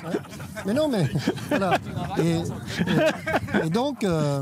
Et donc, dans ce débat-là, du coup, les deux mulots sont obligés de se mettre au boulot. Il y en a un qui va surveiller, souvent il se lève, mais il ne voit pas ce qu'il y a derrière. Donc, poum, il y a un oiseau qui arrive, crac, d'accord? Et l'autre, là, maintenant, il est paumé au milieu de la plaine, et tu arrives avec ton rouleau, qui fait du bruit et tout, et le broyeur à viande derrière. D'accord? Et ça, c'est très, très, très, très, très efficace. Hein. Alors ça, c'est pour le mulot qui ne fait pas les taupinières, parce qu'on a deux types de mulots. L'autre, il est beaucoup plus compliqué à déloger quand même. Hein. Bon, il est moins présent dans les oui, dans les systèmes cultivés, il est moins présent, mais quand on va arrêter de cultiver avec nos plants de campagne, il va arriver aussi, parce qu'on l'a vu arriver dans toutes nos prairies, quasi. Et donc, on se pose la question si ce mulot, c'est pas un indicateur de compaction, c'est-à-dire que c'est encore trop compacté, ce système-là. Puisqu'il vient faire des grosses galeries, il draine, il me fait rentrer de l'air et de l'eau rapidement. Donc c'est un outil de décompaction, d'aération d'un système qui est peut-être encore trop dur. Mais ça, on n'a pas beaucoup, on ne sait pas vraiment. Hein. C'est des hypothèses de paysans qu'on envoie. Peut-être que c'est compacté, peut-être ceci, peut-être cela. Et on se rend compte que dans les prairies où il y a cette deuxième catégorie de mulots, eh bien, il y a des prairies toujours attaquées et d'autres jamais. Et donc, on pourrait commencer à faire des enquêtes. Pourquoi là et pas là? Et donc, il n'y a qu'un paysan qui peut dire ce qu'il fait dans son champ. Ouais. Et on pense que c'est lié justement au surpâturage des prairies à des moments donnés. Et avec les animaux, on tasse tout ça. Et les mulots, ils viennent décompacter le système. Parce que la terre qui vient des taupinières, elle est juste admirablement bien structurée. Hein. Il suffit de l'étaler et puis c'est un vrai plaisir. Hein. Dans les vergers, ils mettent des dindons pour s'occuper des compagnols. Oui, mais les poules, enfin tous ces animaux-là, c'est le meilleur prédateur d'un campagnol, c'est un héron, une cigogne, c'est ces grands oiseaux-là. Hein, ça mange énormément. Hein. Et les dindes sauvages, parce que c'est un animal vraiment proche de l'animal sauvage, c'est très très performant. Puis tu as une grosse dinde, tu as presque peur, tellement c'est... Hein, ça pèse 45 kilos, tu sais. Il suffit d'être gamin, je me rappelle, gamin haut comme ça, puis un dindon haut comme ça nous court après. Ah oui, c'est prêt donc, hein. On se barre. Ouais, moi je les aime pas, c'est vite vu, j'en ai point. On va essayer de reprendre une zone où la batteuse a passé. Parce que là c'est entre les routes batteuses. Allez, vas-y, hop, repose-le. Donc là on a une belle zone, c'est joli ça. Hein. C'est joli, ouais, ça va bien. C'est du bon boulot. Le ver de terre. Alors, à part le ver de terre qui est en diapose, et puis il y en a un deuxième, donc il y en a beaucoup. Et en fait, ça, c'est la vieille semelle du labour que tu as fait il y a, je ne sais pas combien, voilà, tac, le profil labouré. Il y a 10 ans en arrière. Oh ben oui, oui, oui, et puis là, vous pouvez le sortir super bien, il vient quasi en bloc. Donc, ton outil... Quand tu comprimes le sol humide, ben, il fait ressortir le défaut que tu ne voyais plus là. Et ça, c'est compression du sol qui va donner, finalement, cette zone-là, elle va être beaucoup plus compactée que celle qui est en dessous, qui résiste assez bien. Et là, tu as l'espèce de... En dessous, tu as ta semelle historique de labour, alors qui est défaite, puisque on voit des galeries de vers de terre et tout le monde est passé à travers. Donc c'est plutôt pas mal. Hein, et puis, ça y est, elle est percée, ta semelle.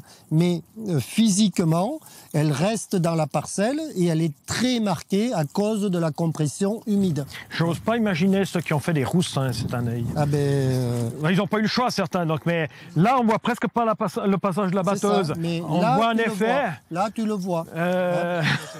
Et... Est-ce que ça vaudrait la peine de décompacter de temps en temps? Alors, là, moi, paysan qui veut aller vite, je dirais oui. Tu vas reprendre la ligne et tu vas défaire ça, parce que ça, si ça sèche, ça va devenir dur comme de la pierre. D'accord? Donc, maintenant, tu as deux solutions. Il n'y a pas d'eau qui revient. C'est dur comme du béton. Donc, tu es obligé de travailler si tu veux semer. Parce qu'il n'y a aucune racine qui va passer à travers. Donc ça veut dire travailler à 20-30 cm. Eh ben, il faut défaire ça, le bloc sur la largeur de la roue. Donc tu passes une dent en fait, en gros. Il faut passer un diagonal dans la tu vas parcelle. garder ta semelle. Oui, parce que là, en suivant... En suivant, tu les vas les casser. En diagonale dans la parcelle, tu les casseras Voilà. plus efficacement. Et moi j'ai une question par rapport à ça. Moi que je vois cet état de sol, ça m'interpelle dans le sens où, pour ma part, je trouve qu'il a une sacrée structure. Et est-ce que la nature, ok là on voit que momentanément c'est un peu plus Voilà, dur. ici, là, Et si à présent il mettrait un engrais vert, tac, Oui. radier, machin, il n'y a même pas besoin de passer de machine parce qu'il y a tellement de vie là-dessous, ça va se faire naturellement. Tout à fait, oui. Sauf qu'il faut déjà, imagine que ça sèche, tu ne peux plus passer une racine là-dedans. Il faut déjà, c'est pour ça on insistait sur la plante vivante. Il faut qu'à la récolte, tu aies une plante vivante là. D'accord ? Et là, pas de souci, elle est passée, elle va faire le boulot. Hein. Mais si tu dois installer une plante dans ce système-là qui va sécher, c'est impossible. Par contre, s'il revient de l'eau, dans l'humidité, elle peut repasser à travers sans problème. Ouais, Mais je suis d'accord, mais regarde. Je suis pas tellement d'accord. Parce que là, on voit que les vers de terre, ils ont fait le boulot, ils ont réussi à passer à travers. Et puis- C'était fait après la moissonneuse. Ouais, Ouais, ça, regardez, c'est- là, Oui, ce qui mais- pousse. Là, il y a quand même des petites graminées, ça Oui. fait des petites racines. Oui, oui. Donc la nature, elle a commencé à corriger. Et elle va corriger d'autant plus facilement qu'il y a de l'humidité pour qu'elle puisse repasser à travers. Ton problème, c'est quand ça sèche, ce truc-là. Oui, oui. C'est pas quand il pleut. Quand il pleut, toutes les racines vont y arriver. Donc nous, maintenant, on s'en moque un peu, on retourne vers la pluie, quelque part. Voilà, ouais. Donc on va y arriver. Mais si tu veux semer un truc là en plein été et puis qu'il n'y a rien, ça va durcir comme du béton, globalement. Et donc, tu as intérêt, tu vois, ça va être très compliqué de remettre une racine. Hein. Et donc, ce système-là, en fait, la biologie, elle y est. Regardez, partout où vous mettez un coup, vous avez les vers de terre. Donc, il n'y a pas de problème. Ce ver de terre, s'il retrouve de l'eau, il va faire les trous. Hein. Donc, il va le décompacter réellement. Hein. Mais la grosse problématique, c'est je dois démarrer un système qui s'est compacté et il fait sec. Donc on commence déjà à enlever les effets mèches et après t'as pas le choix, hein, t'attends, hein, en gros. Parce que semer un truc là-dedans, ça va être très compliqué pour le récupérer. Mais là tu vois, tu as le crampon du système quand même. Hein. Regarde c'est ton dur, hein. système, il sèche comme du béton. Hein, tu vois, là où ça a été comprimé, ça va sécher comme du béton. Et c'est très très compliqué pour une plante de revenir, à moins qu'elle soit déjà là. C'est pour ça les systèmes avec une plante, un trèfle, etc. qui poussent, eh bien ils vont vous donner un avantage par rapport à une connerie. Il va y avoir un avantage, c'est-à-dire les racines, elles sont là, elles vont refaire le boulot. Et quand c'est compacté, il vous faudrait des racines pivots plutôt que des fasciculés. J'aimerais essayer cette année parce que ben voilà, j'ai pas le semoir. S'il y en a un qu'on a à me proposer, j'aurais aimé essayer un semoir de semi-direct, mais avec des dents. Parce Oui. que vu qu'il y a des petits machins qui repoussent, je me Oui. dis ben, plutôt que de déchaumer, de faire se rotater, on tour sécher, voilà. Oui. J'aurais essayé avec la dent comme ça. Ça me plante, ben faut voir le semoir et ça me fait une micro-fissure. Oui, oui, oui. J'espère. Oui. Alors, peut-être que je me Donc plante, mais- non, tu te plantes pas. C'est tous les débutants, on leur fait acheter des semoirs à dents. Parce que c'est plus facile. Tu fais une espèce de micro-fissure et un tout petit travail du sol sur la zone où tu mets la graine. Et donc on a deux types de dents. une dent qui est toute fine, qui fait 1 centimètre de large, qui est uniquement une pointe et qui sème derrière. Et donc, ça, tu mets une languette de rappui et puis ça, la terre revient toute seule derrière. Ou tu as une petite roulette. Et les autres dents qu'on utilise, on utilise des dents un tout petit peu plus larges, comme scalpel, tu sais, pour biner, qui est un petit peu plus large. Et là, on fait tomber la graine dans le flux de la largeur de la dent. C'est le système Hutchinson. Ouais, ou c'est un système, j'ai un beau semoir là qui s'appelle Clédon, etc. Enfin, c'est tout, mais chez Jamais, Franquet, enfin bon, en France, on se les fabrique tout seul parce que c'est la technologie simple et rustique. Hein. Et donc, on fait attention qu'on puisse monter 2 types de socs sur la même dent. Soit une pointe, toute bête, soit un tout petit peu plus large, parce que ça vous permettrait de semer dans un flux de terre. Donc tu sèmes sur une largeur, donc j'ai des gars qui sèment à 25 cm, ils me mettent une dent de 8. Donc ça fait en fait que tu sèmes 8, 8, 8, tu sais, 3 x 8, 24. Ah, okay. Hein, parce que tu as 8 de vide, mais tu as 8 de plein, puisque tu as une dent qui travaille sur 8, mais qui sème sur 8. Donc ça fait des blés très réguliers, très aérés, alors on ne peut plus les biner là. Hein. On est encore en chimie, mais on se dit, tiens, c'est pas idiot du tout. Et ça fait des blés très propres, très faciles à gérer. Avec, du coup, on a ces 2 types de dents pour le semoir. Et un débutant, il doit démarrer avec une dent. C'est beaucoup plus garanti de réussite qu'avec un disque. Le disque, il a un défaut. Quand tu vas le mettre au champ, en fait, il va t'amener dans, la paille dans le... Voilà. Et toute la paille que tu mets, si tu mets de la paille comme ça dans le sillon et qu'il y a une graine là, par exemple, elle ne pourra jamais germer parce que la paille qui se dégrade au contact du sol, elle est allélopathique. Donc cette graine, elle est foutue ou elle attend je ne sais pas combien de temps. Et donc la dent, donc c'est une petite pointe qui avance comme ça, là, en fait, elle t'enlève la paille du sillon. Hein, et elle te fait un tout petit peu de terre fine, ce qui fait que, bon, tu as un risque d'enherbement, plus qu'avec un disque, mais ça, c'est pas très grave. Non, non, d'enherbement, c'est-à-dire là où tu as fait de la terre fine, ça va se salir plus vite. Mais si tu as semé très dense, très serré, etc., qu'il y a du monde, l'enherbement, tu t'en moques. Hein. Ah, ben pas là, parce que tu auras tellement de blé sur ta ligne que de toute façon, c'est pas le problème de la ligne. C'est à droite et à gauche le problème, réellement. Hein. Et donc, on préfère aujourd'hui, si j'avais un conseil à donner, débutant égale dent. Hein, c'est plus facile. Et toi, ça t'encourage parce que tu as réussi ton semis, donc tu as la moitié de la réussite, si tu veux. Hein, toi, tu dois réussir le semis et les 3 premiers mois pour que ce soit pas trop sale. Et quand ça, c'est fini, tu gagnes quasi la bataille jusqu'au bout. Un des problèmes du disque, je dirais, c'est que dès qu'il y a un chouïa d'humidité, il lisse la ligne de semis. Et s'il pleut droit derrière, ça pourrit. C'est ça. Ah, ça pourrit? Ah, la grain est pourri. En fait, l'eau reste là-dedans, ça pourrit. Avec le disque, tu fais une muraille de compaction sur la profondeur de travail du disque. Donc ça veut dire que tu vas imperméabiliser le sillon. Donc il va faire goulotte, il va récupérer tout. Et donc il va rester tellement d'eau là-dedans qu'il ne part plus. Donc ça pourrit, réellement. Donc un disque, c'est une technologie très complexe à utiliser. Et nous, on a tout démarré avec les disques parce que c'est comme ça que c'est arrivé hein, dans l'histoire du développement. Et on se rend compte qu'aujourd'hui, c'est avec la dent qu'on réussit beaucoup mieux. Un Waderstadt à disque, en fait, il marche super bien quand tu as déchaumé un tout petit peu avant. Pourquoi? Parce que tu fais une terre fine qui ne lisse pas avec le disque qui suit. Moi, il a quand même un disque qui est légèrement incliné. Il me lève une bande de terre. Il y a le soc qui sème juste derrière. Et la lèvre de terre se repose sur la graine. Mais si c'est trop humide, il fait quand même l'effet de lissage. Puis ça ne joue pas. Donc il faut vraiment attendre que ça soit bien ressuyé. Mais il y a des doubles disques où ils te font lever. Puis là, c'est lissé. C'est mort. Puis alors là, c'est mal barré.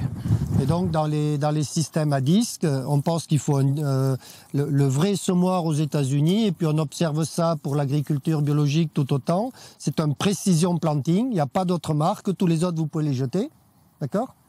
Donc c'est un chasse-débris donc qui va nettoyer une zone qui est la largeur de l'élément semeur.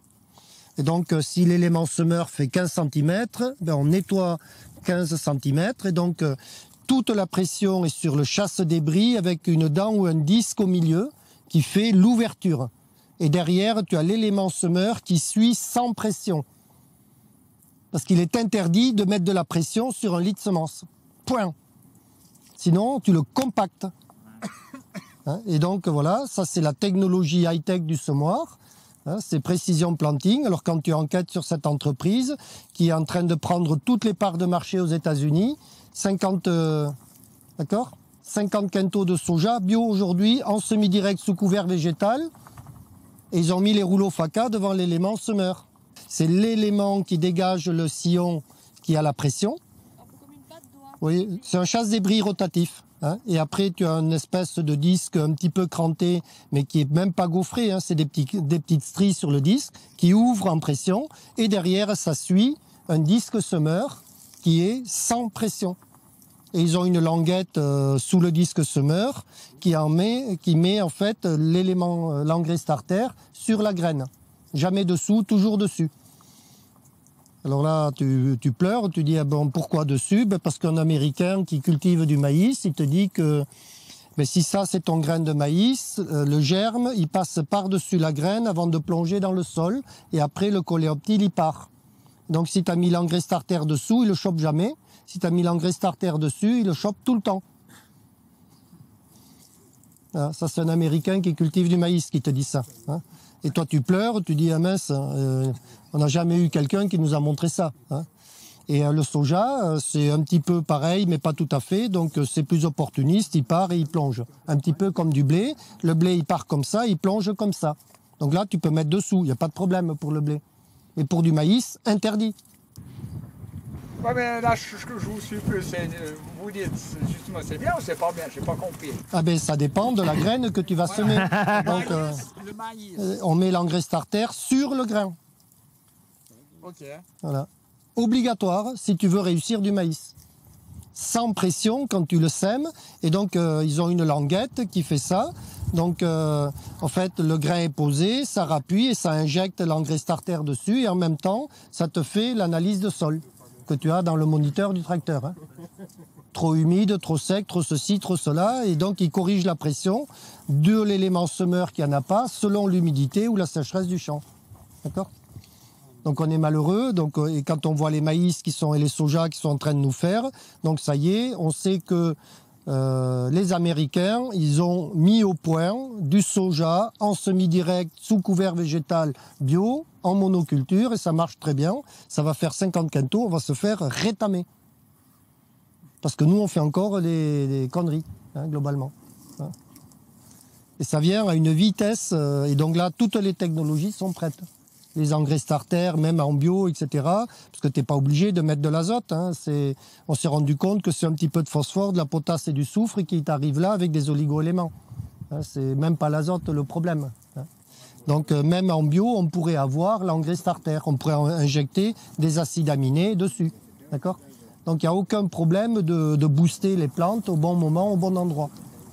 Alors j'en ai essayé un l'année dernière, un semoir comme ça. J'ai un adhérent qui est à Mulhouse, là-bas. Il a 500 hectares de maïs. Donc on avait 4 éléments, nouvelle technologie. Et bien, quand tu as mis le starter en dessous, le maïs est comme ça. Et le même starter au-dessus, le maïs, il est comme ça. Et là, tu pleures. Tu dis, les ravageurs, les taupins, tout. Le petit il pourrait encore se faire avoir, que l'autre, c'est terminé. Hein. Et donc, pareil, pour la lutte biologique, le positionnement de l'engrais starter, ce sera quelque chose d'obligatoire en agriculture biologique. Il faut démarrer une plante plein pot. Hein.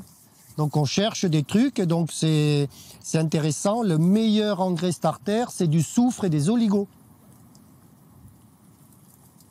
Ça paraît pas comme ça, mais à force d'en essayer, oligo-éléments, ben, ça fait germer des plantes à bloc. Donc en bio, on ne devrait avoir aucun souci d'engrais starter, réellement. Et l'autre technologie qu'on va utiliser, c'est injection en liquide des acides aminés. Hein, voilà. Donc acides aminés et oligo injectés sur ou sous les graines, ça, tout dépend de ce qu'on va cultiver. Donc ça y est, ça se précise petit à petit. Le gros problème du Precision Planting, c'est que tu n'achètes pas un élément semeur, toi. Hein. Tellement il est cher. Hein. Il a vendu son semoir, le collègue, 24 ans de soja à 50 cm, d'accord? Sur un châssis, ça vaut 250 000 € le semoir. Hein, donc, on n'y touche pas, quoi. Si, tu peux... Non, mais tu peux acheter module par module, il n'y a aucun problème. Les Américains sont très cool avec ça.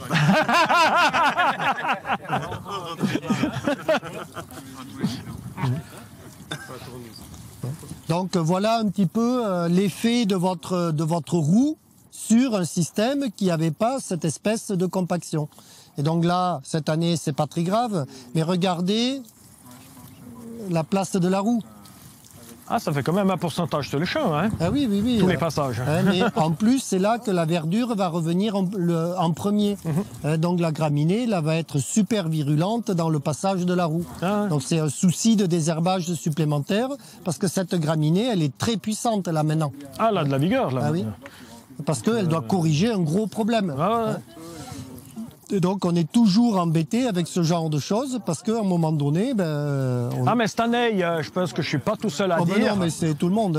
On a souffert de faire passer les batteuses dans des conditions de terrain comme on les a fait passer. On avait, non là c'est encore pas grand chose, mais on avait mal. En tout cas moi j'avais mal pour mon sol quand j'ai vu passer les batteuses dans des conditions comme on avait donc. Donc comment tu vas enrober une graine avec des oligo-éléments? Tu vas aller au magasin ou chez le voisin qui a des minéraux de vache laitière, d'accord? Ou de cochon, là, tu as des minéraux de cochon, toi? Des compléments minéraux? Non, je mets pas. Bon, tu prends de la poudre, d'accord? Et donc, dans les formulations vache laitière, tu as un petit peu de calcium, un petit peu de phosphore, c'est du bicalcique souvent, et après, tu as énormément d'oligo et un petit peu de soufre, d'accord? Ça, tu mets du lait, tu poudres, comme ça colle mieux, et ensuite t'envoies à la bétonnière. Je sais pas, 3 kilos pour 100 kilos, enfin, ou 4 kilos, tant que tu peux en tenir dessus, si tu veux. Et après, tu vas semer, c'est bon. Et ça marche très très bien, d'accord? C'est un excellent activateur de levée. Je pense que d'ici l'année prochaine, vous allez avoir des recettes de production d'acides aminés qui vont débarquer. Ça va se faire avec une fermentation un petit peu particulière, par exemple de légumineuses, de trèfle, de luzerne, etc. C'est comme ça que ça va se faire. Ouais. Mais ce n'est pas un extrait fermenté parce qu'il faut organiser pour l'extraction réellement de la protéine. Donc j'ai un biologiste qui travaille ça parce qu'en fait on pense qu'on va vous proposer le prémix pour la fermentation. C'est pour tout de suite téléguider dans le bon sens. Bon. Ça se trouve pas, ah non, aujourd'hui, il n'y en a pas. Ça, c'est le travail qui arrive l'année prochaine. J'ai un tout petit coin de trèfle qui a survécu, là. Allez, on peut aller voir avec aussi, faire le test si avec le trèfle, quoi. Si tu veux. Ouais. Mais il y en a quand même un petit peu pour montrer un peu ce que ça donne, quoi. Et donc, qu'est-ce que ça donne? Les racines vivantes, puis, qui continuent à bien travailler. Donc, après, on n'est pas tout à fait la même chose. Là, c'est une zone un tout petit peu plus dure. Mais pour moi, ça se démonte bien. Ça se démonte un rond, quoi, pas un anguleux, facilement. Il y a des vers de terre, il y a de la vie, quoi. Les limaces. Ah, les limaces, ouais. Mais c'est des protéines. Dans la galerie de Vertré. Ouais. Quand il fait sec, elle va se réduire dedans. Il y a toujours la même zone, là. Oui. Mais ça, on va la retrouver. C'est la zone du déchômage historique, etc. Le TCS de ces dernières années, quoi. Ça. Mais globalement, ce qui est intéressant, c'est que vos racines, elles font le lien, elles font la jonction, elles descendent dedans. Ça va loin, et là, tu as la racine vivante. Là, elles sont toujours vivantes, là, ouais. Tout ce qui est blanc, c'est quasi des racines vivantes. Et après, dans le système, on voit bien que ça vous tient les mottes à peu près cohérentes. Et ce sont des systèmes intéressants pour la décompaction. En fait, ces zones qui pourraient être un petit peu plus compactes, vos racines pivots, je ne sais pas si je vais réussir à la voir. Alors, ce qu'il faut toujours remarquer, c'est qu'à côté d'une racine active, il y a régulièrement de la biologie. C'est-à-dire les vers, c'est là qu'ils vont commencer à se nourrir. Pourquoi? Parce qu'il y a de la rhizodéposition qui arrive énormément et il y a aussi énormément de bactéries. Donc comme ils les ingèrent, ils vont trouver plus facilement de la nourriture près des systèmes racinaires. Et après, lui, vous voyez, il a un autre repos juste là où il a la nourriture. Donc c'est assez surprenant. En fait, pourquoi il est au repos? Parce qu'il est dans une phase qui est trop sèche pour lui. Un ver de terre, il est actif tant qu'il trouve à manger et qu'il peut maintenir la température du sol entre 15 et 18 degrés max. Et quand il n'y arrive plus, plap, il arrête. C'est l'avantage du couvert. Oui. Ça évite la surchauffe du sol. C'est ça. Ça maintient les vers de terre actifs. Ça va, en fait, le couvert végétal, il va vous baisser la température du sol. Tiens, donne-moi la belle racine que tu as là. Parce que c'est la démo. La démo sera meilleure. Explique comment que ça est poussé ici, il y a un peu plus. C'était une zone humide où le seigle a moins bien levé, il était plus clair, il y a eu plus de lumière. Et puis, il est bien resté. Mais tu te rappelles, quand on a fait les biomasses dans l'orge, on avait du trèfle tout le temps. Puis c'était fin mai qu'on a fait ces biomasses, je crois. Juste que tu étais remis. Ouais, juste que j'étais remis du Covid. Donc on avait du trèfle encore présent. Mais après, l'orge est devenue tellement agressive, elle a fait tellement d'ombre, que le trèfle a diminué, à part dans les zones où il y avait encore un peu de lumière. En fait, plus vous allez envoyer de racines dans le système, plus il va être dur de séparer la terre du système. Donc la structuration et la tenue du sol va être améliorée. Donc là, on voit bien, le système il se tient de mieux en mieux entre une racine pivot que vous avez ici, celle du trèfle, et d'autres racines plus fasciculées que vous avez de l'orge là, qui est en train de mourir. Mais celle-là, elle va prendre la place. Et donc, cette racine pivot là, du trèfle qui a eu un obstacle, qui a du mal à partir, qu'est-ce qu'elle va faire? Eh bien, au fur et à mesure que la plante va grossir, en fait, elle fait un tout petit filament tout fin et elle est capable de passer à travers une motte dure à cause de ce tout petit filament. Et au fur et à mesure que la plante elle va vieillir, en fait, elle va faire grossir le diamètre. Et c'est comme ça qu'elle explose littéralement les zones compactées. C'est-à-dire, elle fait le filament, un rumex c'est ça, puis après, ça va gagner en diamètre. Donc au début c'est tout fin, et puis après c'est de plus en plus gros, et donc toute la compaction autour explose, et là, dès qu'il y a de l'eau, c'est un boulevard pour l'eau. Donc vous allez envoyer de l'eau, et si vous avez mis de l'urée jusqu'au fond de la racine du rumex globalement. Et toutes les racines pivots fonctionnent comme ça. Donc l'idée qu'on avait dans ces champs-là, c'était d'avoir des racines pivots le plus loin possible. Donc on pense que le trèfle, il ne fera pas le job assez profondément. C'est pour ça que j'essaye d'intégrer le lotier qui lui descend. Qui lui descendra plus. On voit dans les dessins que nous a fait la roumaine, le lotier, il est à 70-80 cm. Donc c'est justement une taille beaucoup plus intéressante par rapport à nos trèfles, globalement. Donc on pense qu'il faut donner de la complémentarité à ces profondeurs. Et plus on aura de pivots, en fait, plus on aura de la verticalité qui se met en place pour corriger le vieux défaut de la semelle qui est encore là. Là ici, il y en a encore une. Et on va dire que c'est quand même un sol d'une très très belle facture parce que globalement, il y a peu de soucis. Il gère très bien l'eau. Il est pas, tu vois, même qu'il ait plu beaucoup, il est pas humide. On peut pas réussir à faire un pâton qui se désagrège. Donc, on a un très joli flux de l'eau et de l'humidité là-dedans, sans accumulation excessive. Donc, c'est plutôt pas mal. Ça fait 60, c'est ça? Ouais, 60. Ouais. Et donc, le travail là, des paysans, ce serait d'envoyer toutes ces racines pivots sur la profondeur 60-70. On pense que le profil des sols, c'est 1 mètre à coloniser, mais on devrait avoir, comme on a eu ici en haut, en fait, toutes les racines côte à côte, touche à touche, imbriquées, jusqu'à 1 mètre de... En fait, cette zone-là, il faut qu'elle arrive jusqu'à là. Vous voyez le travail qu'on va demander aux plantes. Et donc, c'est pour ça que vous avez besoin d'une pérenne qui accumule au fur et à mesure des années de la progressivité et de la capacité racinaire. Parce que c'est cumulatif. La graminée annuelle, elle est obligée de recommencer tous les ans, alors que votre trèfle blanc, lui, d'une année sur l'autre, il va améliorer son système et gagner en efficacité et en profondeur. Mais on le voit, il est là déjà, hein, parce que Oui. ça, c'est des plantes, c'est des racines de trèfle vivant. Hein, donc, il faudrait vérifier. Là, il y en a une là, je pense. Hein, ça, c'est le trèfle, ça aussi. Donc, à un moment donné, nos plantes compagnes, on va se rendre compte qu'elles sont aussi capables de sans doute beaucoup mieux contrôler ben là, il y a du vulpin qui arrive, etc., toutes les adventices. Et ça, on fait le pari qu'elles vont réussir à désherber. Et ça, c'est un pari. Hein, on n'est pas tout à fait sûr. C'est pour ça qu'on a commencé à mettre nos rouleaux, nos rouleaux Reaper. Hein. Le Roll & Sem, c'est un rouleau qui marche en crabe et qui tourne en crabe comme ça, tout en avançant tout droit, un petit peu comme une vis sans fin quelque part. Hein. Et ça vous abîme les plantes. Alors ce qu'on sait des plantes, c'est que cette plante-là, si je la coupe, elle repousse très vite. L'idée de la tonte, c'est une très mauvaise idée. Et on s'est rendu compte que quand je vais abîmer comme ça ma feuille, vous voyez, allez, hop, je pourrais l'abîmer comme ça, elle pourrait et puis écraser la tige.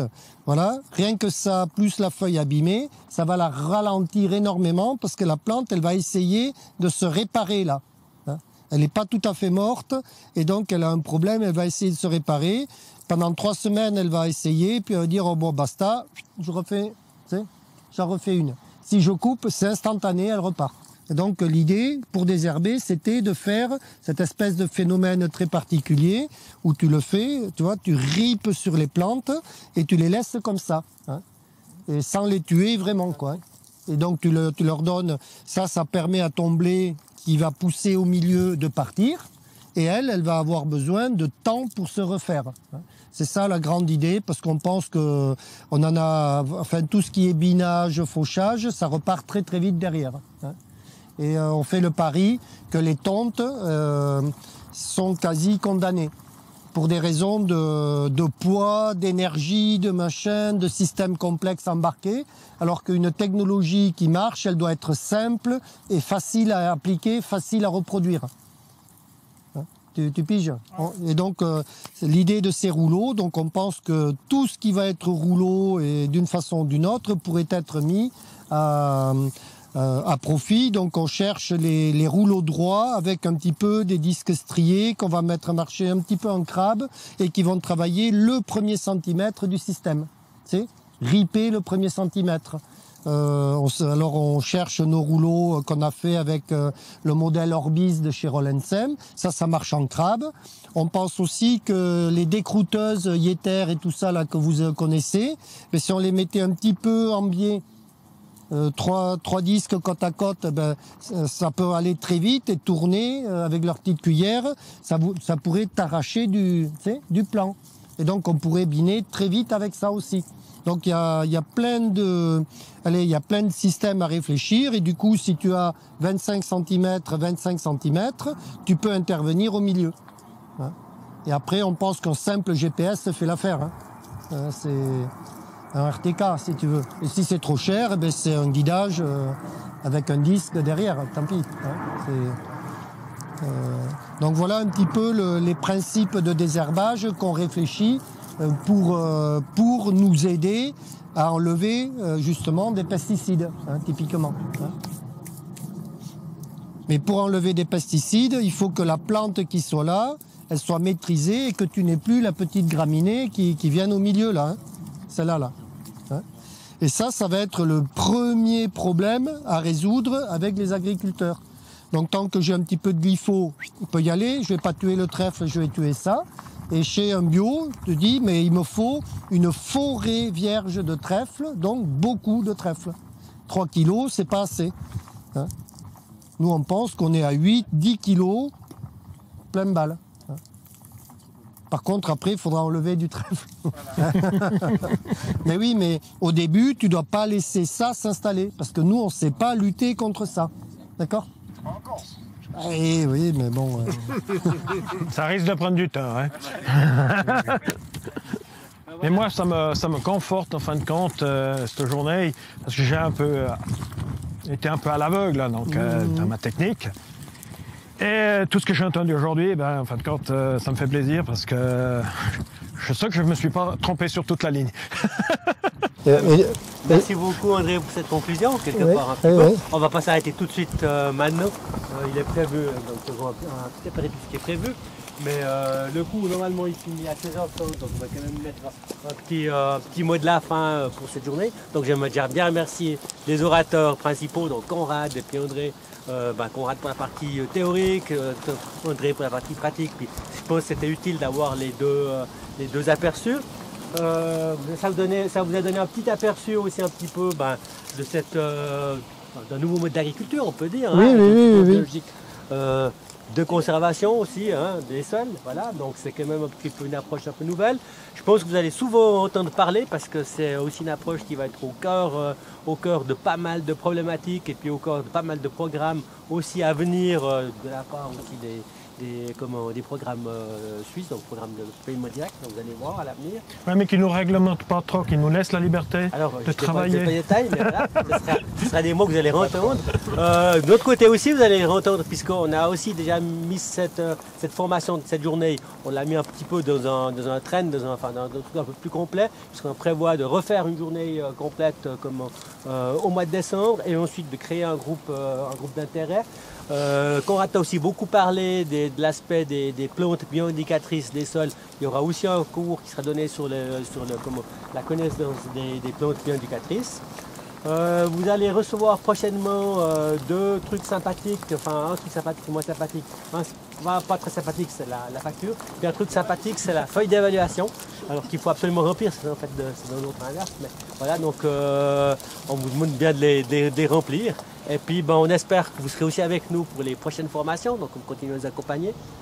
Nous, on aura le plaisir à vous accompagner. Puis ensuite, vous allez vous engager dans ce groupe éventuel de groupe d'intérêt. Donc, par rapport à l'agriculture biologique de conservation. Puis nous, ça nous ferait plaisir de pouvoir mettre sur pied un de ces groupes et puis pour vous accompagner à l'avenir là-dedans.